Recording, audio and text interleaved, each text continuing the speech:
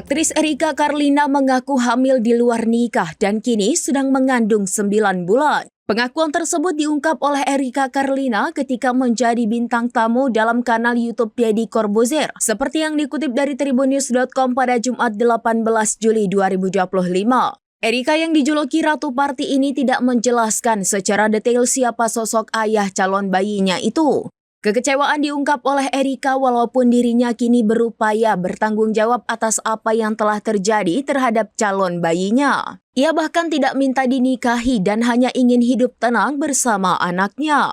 Tidak hanya itu, Erika bahkan mengaku mendapat ancaman dari WhatsApp grup yang berisikan 19 orang penggemar. Erika menjelaskan ia diancam penggemar pria yang tidak disebutkan itu ketika melahirkan nanti. Erika melanjutkan hubungan dengan ayah dari bayi tersebut sempat berencana ke jenjang pernikahan, namun Erika membatalkan niatnya. Pertimbangan karir dan perbedaan kepribadian dari calon suaminya membuat sang aktris mundur dari rencana pernikahan.